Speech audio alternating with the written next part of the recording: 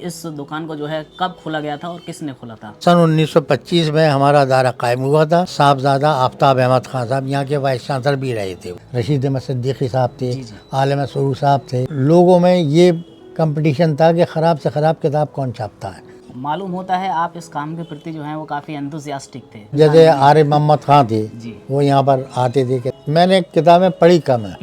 काफ़ी ज़्यादा है। मसूद साहब थे, जी। उसमें असलूब अहमद अंसारी, असलूब जिनका अहमद भी बड़ा अंसारी, नाम हाँ है, वो भी आते थे। वो भी मुझसे उन्होंने ये पूछा कि ये बताइए कि उर्दू का सबसे बड़ा शायर कौन है। फैज साहब की मुलाकात हुई? जी जी, बड़े बड़े शायरों में जज़्बी साहब आया करते थे, शहरियार साहब आते थे, इसमत चुगताई वो आई थी, क़ुर्रतुल ऐन हैदनी आई थी।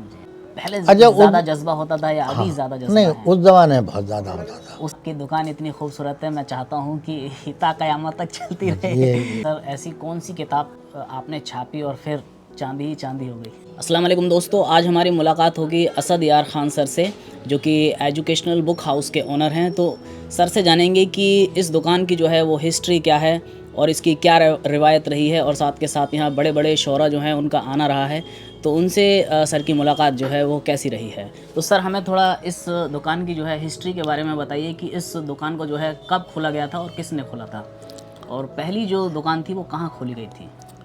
मेरे वालिद यहाँ पे एंग्लो अरबिक ओरिएंटल कॉलेज, इस यूनिवर्सिटी से पहले मुस्लिम यूनिवर्सिटी का ये नाम था, जी सर। तो उसके पढ़े हुए थे। जी। उन्होंने पढ़ने के बाद यहाँ से कलकत्ते गए थे, वहाँ मेडिकल के अंदर उनका एडमिशन हुआ था, लेकिन वो मेडिकल उसमें उनकी तबीयत नहीं लगी कलकत्ते में, तो वो अलीगढ़ वापस आ गए और उन्होंने यहाँ पे ये वाला अदारा कायम किया था। सबसे पहले सन 25 में हमारा 1925। हाँ, सन 1925 में हमारा अदारा कायम हुआ था, और ये यहाँ पे तस्वीर महल के पास एक जगह लेके उन्होंने वहाँ पे दुकान खोली थी। लेकिन उसके बाद सन 28 में ये शमशाद मार्केट यहाँ पर बना। आफ्ताब अहमद खान साहब जो यहाँ के वाइस चांसलर थे, उनके बेटों ने ये शमशाद मार्केट यहाँ खोला था, यहाँ के बच्चों के लिए। साहिबजादा आफ्ताब अहमद। हाँ, साहबजादा आफ्ताब अहमद खान साहब यहाँ के वाइस चांसलर भी रहे थे वो। उनके बेटे शमशाद अहमद खान साहब ने यहाँ पर ये मार्केट खोला था, क्योंकि यहाँ के बच्चों को शहर जाना पड़ता था कोई भी सामान लेने के लिए। यहाँ आसपास में कोई दुकान नहीं थी। उन्होंने उनसे कहा कि हमने भाई अपने लड़कों के लिए यहाँ पे मार्केट खोला है, यहाँ पे आप अपनी दुकान माँ के बजाय यहाँ ले आइए। तो यहाँ शमशाद मार्केट में सबसे पहले दुकान हमारे एजुकेशनल बुक हाउस का कायम हुआ। सबसे पहले आपकी दुकान खुली थी यहाँ पर? यहाँ पे किसी और की कोई दुकान नहीं थी, सबसे पहले हमारी दुकान खुली थी। सन 28 के अंदर यहाँ वहाँ से यहाँ पे ट्रांसफ़र किए हमने अपनी दुकान, और यहाँ पे हमारे वालिद ने ये दुकान खोली। फिर उसके बाद उन्होंने पब्लिकेशन वगैरह का भी काम शुरू किया, उर्दू की किताबें और कुछ अंग्रेज़ी की भी किताबें छापी थी। तो यानी शुरुआत में जो है एज अ बुक स्टोर ये दुकान खोली गई थी, और स्टेशनरी जो है फिर पब्लिशिंग हाउस भी बन गया। किताबें भी बेचते थे और स्टेशनरी भी। फिर उसके बाद आहिस्ता आहिस्ता उन्होंने पब्लिकेशन का भी काम शुरू किया। मैं भी यहाँ पे पढ़ता था, मैं मेरे भाई वगैरह सब यूनिवर्सिटी के। किस कोर्स में थे उस वक्त? मैंने यहाँ से एम.कॉम भी कर लिया, LLB भी किया, और बी.लिप साइंस उसमें भी किया। मेरे वालिद की तबीयत ख़राब हो गई थी सन 1967 में, तो उसके बाद से फिर मैंने मुकम्मल चार्ज इसका मैंने संभाला। उसके बाद से फिर मैं इसे देख रहा हूँ। 1967 से आप ही फिर इसका कारोबार? हाँ, मैं कर रहा हूँ। मेरे छोटे भाई जो थे उस ज़माने में पढ़ रहे थे, फिर 4-5 साल के बाद उनकी तालीम पूरी हुई तो वो भी मेरे साथ लग गए, तो हम दोनों ने मिलकर ये काम अंजाम से दिया। और जो भी आप देख रहे हैं आज, तो ये हम दोनों की मेहनत का समरा है। 1968 से फिर आपने इसका काम जो है वो संभाला? जी हाँ, सन 1967 से मैंने संभाला ये काम। और मेरे फिर भाई मेरे ये पढ़ रहे थे, अहमद सईद खां, तो जब इनकी तालीम मुकम्मल हो गई तो फिर ये भी मेरे साथ लग गए। हम दोनों ने मिलकर इस काम को आगे बढ़ाया। लेकिन अब्बा जो है अहमद सईद खां, उन्होंने मुझे बताया कि उनकी शुरुआत में ऐसी दिलचस्पी नहीं थी दुकान में आने की और काम संभालने की। क्या आपके साथ भी ऐसा था? नहीं, मेरे साथ नहीं था। मैं तो शुरू से मेरी तबीयत यही थी कि मैं ये काम करूं, और वालिद के ज़माने में भी मैं उन्हें मशवरे वगैरह देता था कि इस तरह से नहीं, ऐसे छपवाइए, इस तरह से नहीं, इस तरह से। और मेरे वालिद जिन प्रोफेसर्स वगैरह से किताबें लिखवाते थे या कोर्स में लगवाते थे, वहाँ जाके उनसे बात करते थे। जैसे रशीद अहमद सिद्दीकी साहब थे, जी, जी। आलम सरूर साहब थे बड़े नाम। इनके पास, और प्रोफेसर नज़ीर साहब, प्रोफेसर डॉक्टर अब्दुल अलीम जो यहाँ के वाइस चांसलर रहे, इन लोगों के पास जाते थे अपनी किताबें नए निसाब में लगवाने के लिए, तो वो मुझे लेके जाते थे। या दिल्ली वगैरह में भी जब जाते थे किताबें छपवाने के लिए तो मुझे लेके जाते थे। तो मुझे इस तरह की ये सब तजर्बे थे, लेकिन क्योंकि वालिद के ज़माने में हम ज़्यादा कर नहीं पाते थे। अच्छा, मैं खेल कूद वाला आदमी था राइडिंग वगैरह जी, में, जी, मैंने सुना तो है कि आप तो राइडिंग मैं क्लब यहाँ के कैप्टन दुकान पे कम वक्त देता था, खेल कूद में उसमें राइडिंग क्लब में था मैं। राइडिंग का मुझे बहुत शौक़ था। यहाँ पे मैं राइडिंग क्लब का चैम्पियन भी 3 दफ़ा रहा, फिर कैप्टन रहा अलीगढ़ मुस्लिम यूनिवर्सिटी राइडिंग क्लब का। जी, आप बुढ़ापे में हैं और मैंने आपको असल में धीरे-धीरे चलते हुए देखा है, तो ये बात मुझे सोचने में थोड़ी मुश्किल होती है कि आप कभी जवान भी थे और जी। राइडिंग क्लब के कैप्टन भी थे। जी, जी। ये थे, लेकिन जब एकदम उनका इंतकाल हो गया तो वो सब बातें मेरे जहन में थीं, और जो किताबें छपवाने का जो कुछ था वो सब मेरे दिमाग में प्लानिंग रहती थी। तो उनके इंतकाल के बाद फिर मैंने अच्छी तरह से फिर अच्छी किताबत कराई, अच्छे प्रेसों में, और अच्छे कागज़ पे किताबें छापनी शुरू की। फिर फ़ोटो ऑफसेट से मैंने किताबें छपवानी शुरू की, तो उसमें मेरी बड़ी पजीराई हुई बहुत।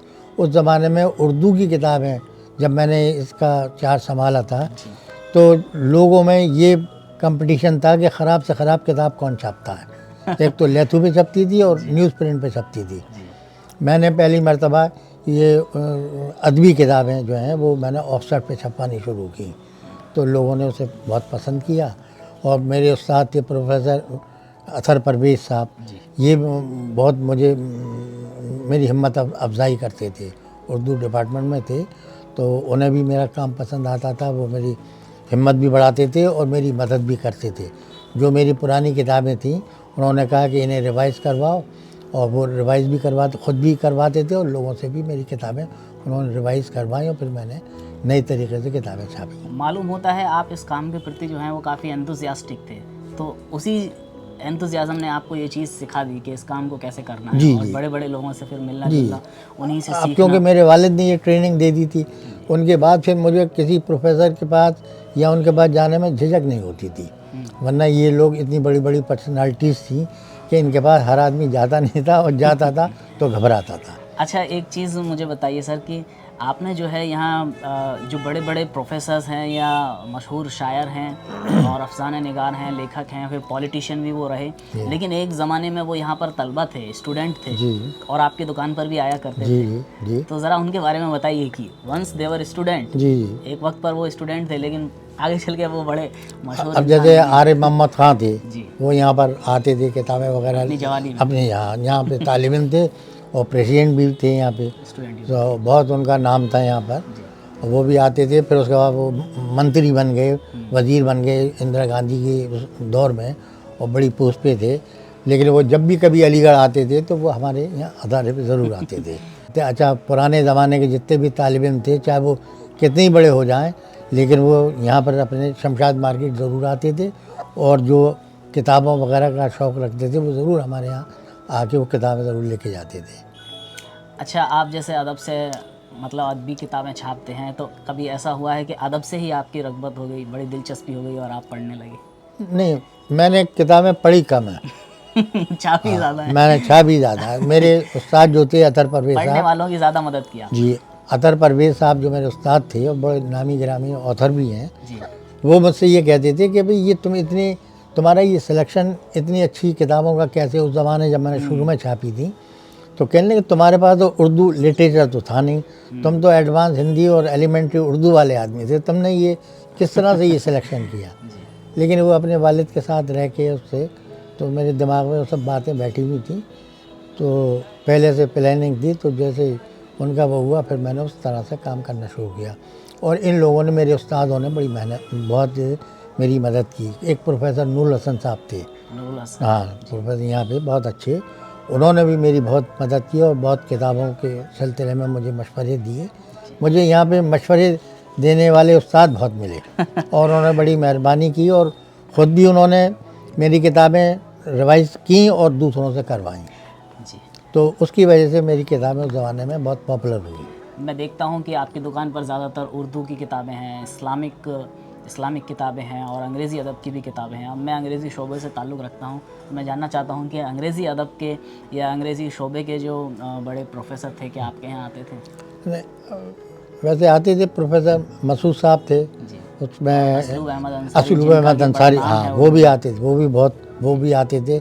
लेकिन ये किताबें हमारे छोटे भाई ने इस्लामिक और इंग्लिश लिटरेचर उन्होंने तरफ से रखा, जोड़ा अपनी तरफ और से हिंदी रखा। लिटरेचर भी। जी हाँ, मेरे वाले तो पहले अंग्रेज़ी, हिंदी और उर्दू में छापते थे, लेकिन मैंने फिर आहिस्ता आहिस्ता करके सिर्फ उसे उर्दू लिटरेचर में मैंने कन्वर्ट कर दिया, क्योंकि मैंने ये देखा कि हिंदी अंग्रेज़ी के छापने वाले बहुत थे और उर्दू के छापने वाले बहुत कम थे और अच्छी किताबें नहीं छप रही थी। आपने मार्केट को समझ लिया और अपने आप को एक तरीके से एक पर्टिकुलर प्रोडक्ट में जो है वो मशहूर कर दिया कि हमारे यहाँ इस तरह की किताबें मिलती हैं, तो आप यहाँ आ सकते हैं। जी, फिर मुझे यहाँ पे सपोर्ट भी मिली, हमारे यूनिवर्सिटी के प्रोफेसर, उर्दू डिपार्टमेंट वालों ने, सब जितने उर्दू डिपार्टमेंट के लोग थे वो भी मेरी मदद करते थे।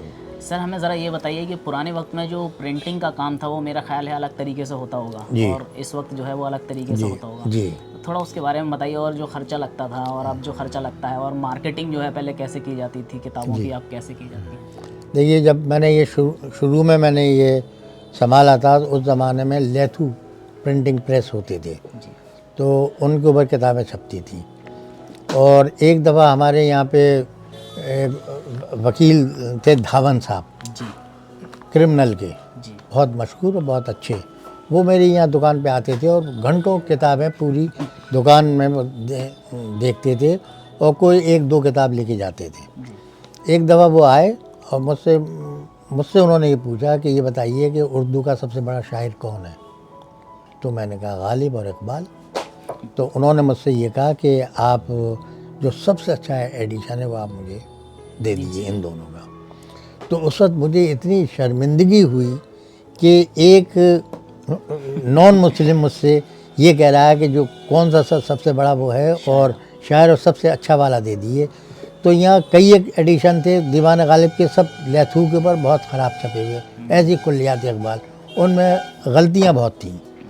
तो उस दिन से मैंने ये तय कर लिया। छापने की तरकीब जो है उतनी एडवांस नहीं थी, जब इतनी एडवांस भी नहीं थी, अच्छा, और छापना चाहते तो अच्छी से अच्छी छापते, उनमें गलतियाँ बहुत थी। तो मुझे बहुत शर्मिंदगी हुई। बहरहाल जो था वो मैंने उन्हें दिया, लेकिन उस दिन फिर मैंने ये तय कर लिया कि ये जो दो तीन शायर अच्छे हैं, इसकी मैं बहुत अच्छी किताबत और तबात कराऊंगा।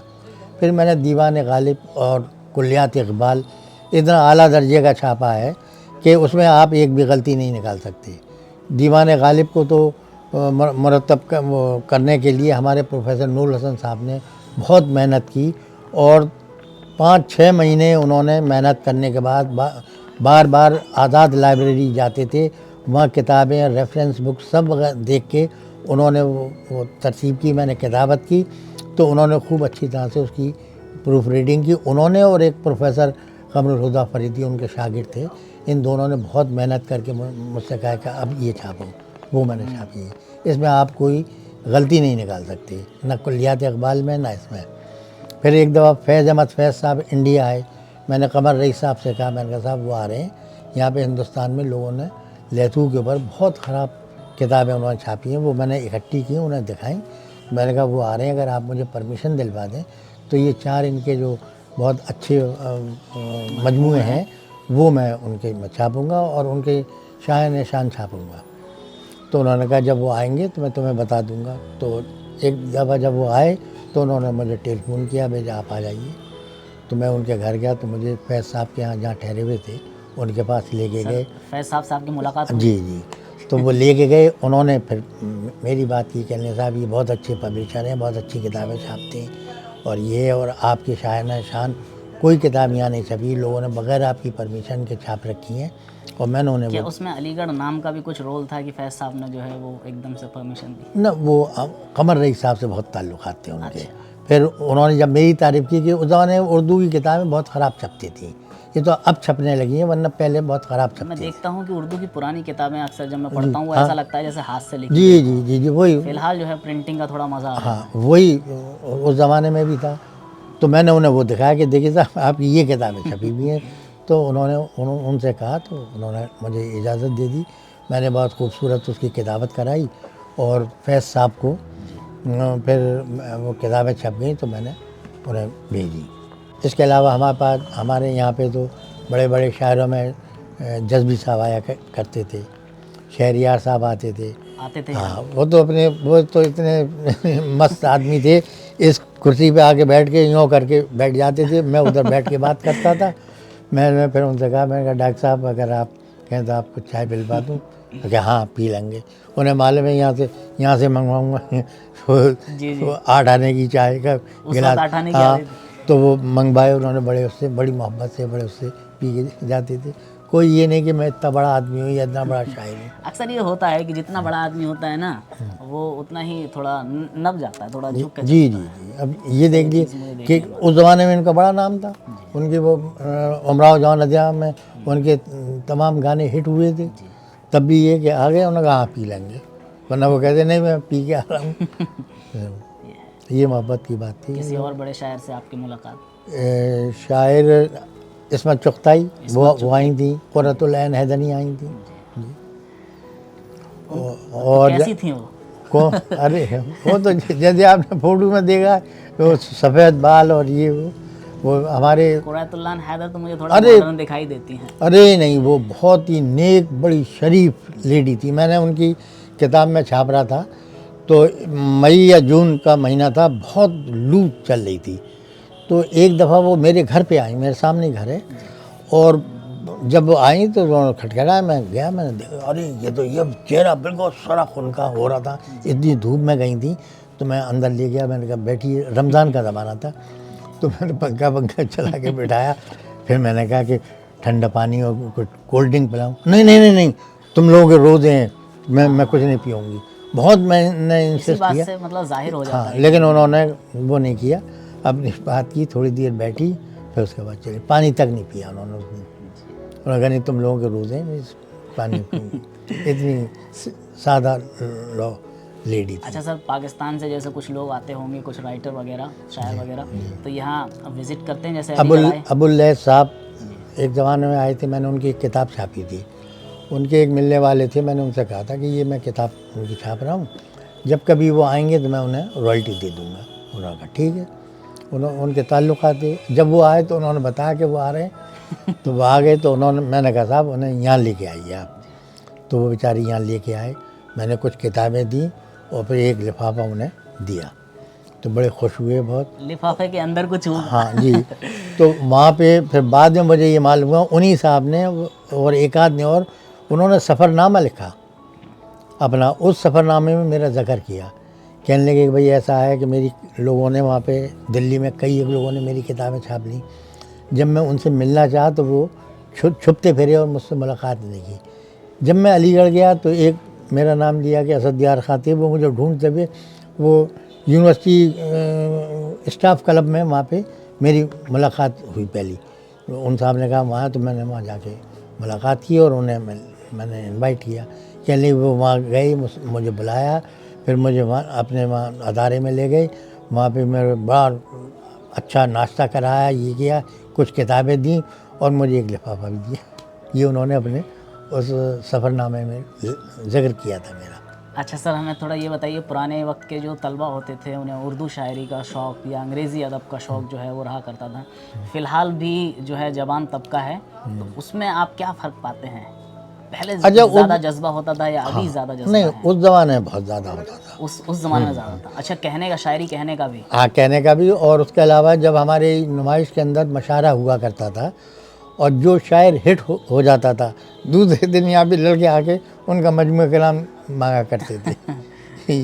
लेकिन आज वो बात नहीं है। लेकिन आते हैं जो बच्चे हैं, अभी ये नई नस्ल के बच्चे हैं, वो अपने हिसाब से लेते हैं, लेकिन वो बात मैंने नहीं देखी जो उनमें होती थी।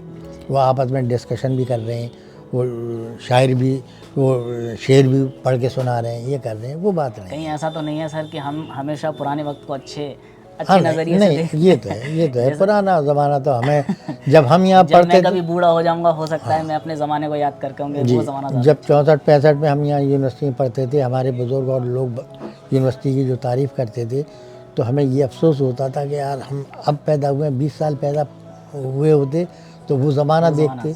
लेकिन अब हमें जो है, अब हमें अपना ज़माना बहुत अच्छा है। अब मैं बूढ़ा हो जाऊंगा तो मैं अपने हाँ, ज़माने को याद ज़ाहिर करके है, कहूँगा। ज़ाहिर है। अच्छा, उस ज़माने की तरबियत वगैरह होती थी, उस ज़माने में देखिए तरबियत होती थी वालिदैन से। आज के बच्चों की तरबियत ये मोबाइल और टीवी कर रहा है, तो लिहाजा वो तो फ़र्क है।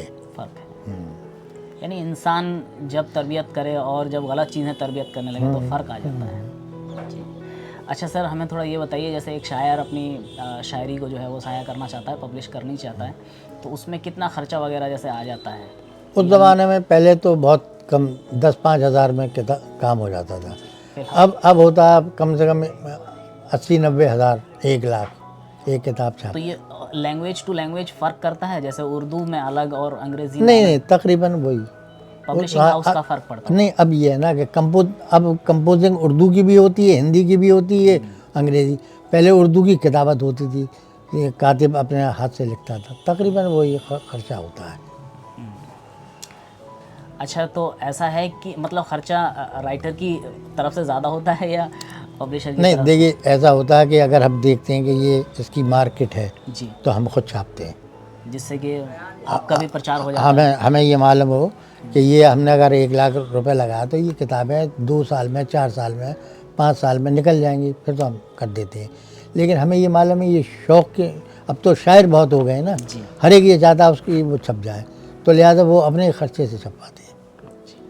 अच्छा, अच्छा, अब इसका शौक़ भी कम हो गया है। जी, ये जो हमारे पास ये देखिए, ये सब किताबें शायरी की रखी हुई हैं। जी, ये जो ख़ास हैं, जिगर हैं, शकील हैं, शाहिर हैं, और क्या कहते हैं, फैज़ हैं, ये वाली तो चलती हैं, लेकिन और की वो किताबें चलती नहीं हैं। ये क्योंकि कोर्स में भी हैं, इस वजह भी चलती हैं। यानी जो मशहूर हैं अक्सर लोग उन्हें ख़रीदने आते हैं और खरीदने उन्हें भी, छाप, यानी कि बिज़नेस के तरीके से भी उस चीज़ को देखा जाता है जी बिल्कुल। अब बताइए, और 1 देखा लाख भी जाना चाहिए। 1 लाख रुपए हम लगा दें, वो साल भर में 10 किताबें भी नहीं बिकें तो फिर वो फिर दुकान ही नहीं चलेगी और फिर उससे वो शौरा जिन्हें लोग नहीं पढ़ते वो भी नहीं पढ़ पाएंगे। जी। कभी कभी ऐसा होता है कि भाई दुकान मौजूद है और लोग फैज़ को पढ़ रहे हैं, फैज़ की वजह से दुकान भी चल रही है, लेकिन वहाँ जो है हम देख रहे हैं कि भाई वली मोहम्मद की भी शायरी की किताबें हैं, लेकिन वली मोहम्मद को कोई नहीं पढ़ रहा, लेकिन कोई गिना चुना जो है कोने से निकल के आता है और दुकान खुली है, इस वजह से उसे भी पढ़ने का मौका मिल जाता है। तो कहीं ना कहीं मुझे भी ये चीज़ सही लगती है कि अगर पब्लिशिंग हाउस जो है वो पैसा कमाते हैं किताबों को बेच के, तो वो उसमें कोई दोहराई नहीं है, अच्छा काम है वो भी,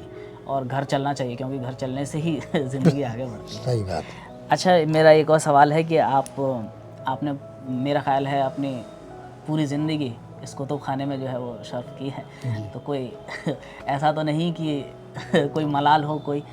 नहीं, अल्लाह के फजल, देखिए मैंने मेहनत से काम किया, ईमानदारी से काम किया। मैंने अल्लाह के फजल से, कहीं भी आप उर्दू डिपार्टमेंट में चले जाएं, कहीं चले जाएं, कोई ये नहीं कहेगा कि ये 2 नंबर के आदमी हैं। और बहुत सौ के साथ ये है कि किताबें उन्होंने दे दी, अपनी किताबें छापी, मत दे दी और पेमेंट नहीं हो रही। तो यानी आपने इस काम का लुत्फ़ लिया जी। और अच्छे अच्छा, ये सब देन है हमारी इस यूनिवर्सिटी का, क्योंकि मैंने यहाँ पढ़ा लिखा, हमारे उस्तादों की तरबियत भी रही, हमारे वालिदैन की भी रही, तो अल्लाह के फजल से मुझे कोई मलाल नहीं रहा। और कोई आपको इंशाअल्लाह ये नहीं बताएगा कि हमने कोई 2 नंबर का काम किया। अच्छा, आप चाहते हैं कि ये काम जो है वो आपके ज़रिए जारी रहे और आपके बाद इसे कौन जारी रखेगा? अब यही मुझे अफसोस होता है कि हमने अपने, मेरे तो कोई औलाद नहीं है, हमारे भाई की एक है, वो से हमने बहुत चाहा कि भाई वो हमारे साथ लग जाए, सीख ले। बाद में ये भाई मेरी 700 के करीब किताबें हैं, इन्हें देखे जो ज़्यादा चलने वाली है, कौन सी छपनी है कौन सी नहीं, इसे जैसे हमारे वालिद ने हमें ट्रेनिंग दी, मैं वो देना चाहता था, लेकिन उनका दिल इधर नहीं हुआ। क्या काम करते वो चले गए, बॉम्बे चले गए, वो पढ़ाते हैं। टीचर? हाँ जी, हाँ, पढ़ाते हैं कॉलेज में, यूनिवर्सिटी में। यहाँ से उन्होंने MBA किया है और वो PhD भी कर रहे हैं। लेकिन मुझे अपने बाद ये मामला मुझे डार्क दिखाई देता है।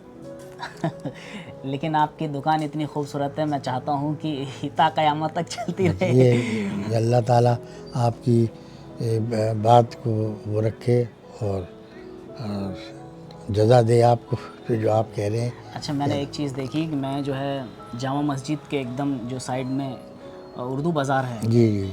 तो मैंने सोचा कि मुझे वहाँ विज़िट करना चाहिए और मैं वहाँ गया लेकिन वहाँ पर मुझे कोई दुकान ही दिखाई नहीं दी।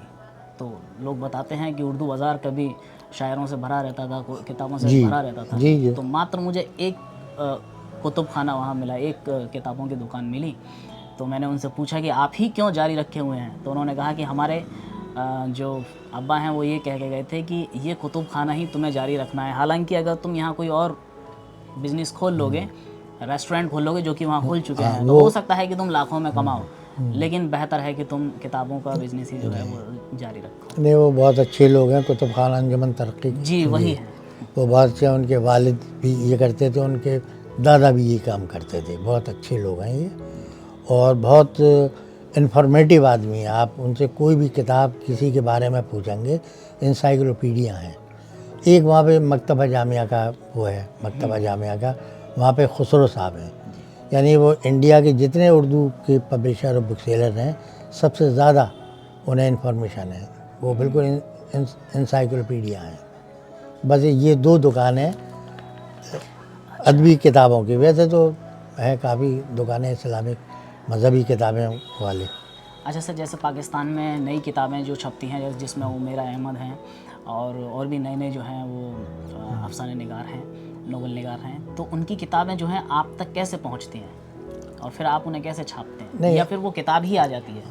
नहीं, उसके लिए तो ये है कि अब तो मैं पाकिस्तानी किताबें नहीं छापता जी। बगैर परमिशन के। शुरू में तो जब मैंने ये काम किया था, जब तो मैंने कुछ किताबें पाकिस्तान की छापी थी, क्योंकि मैं नया नया था। जो बड़े बड़े प्रोफेसर और बड़े बड़े राइटर्स थे, तो मैं उनके पास जाता था और उन्हें ऑफ़र भी करता था रॉयल्टी वगैरह का, और कैश, कि मैं आपको कैश दूंगा, ये किताब आप मुझे दे दीजिए। जैसे ज्ञानचंद जैन साहब थे जी। उनकी एक किताब जो है वो इंडिपेंडेंट से पहले की छपी हुई थी, छापने की का मैंने प्लान बनाया।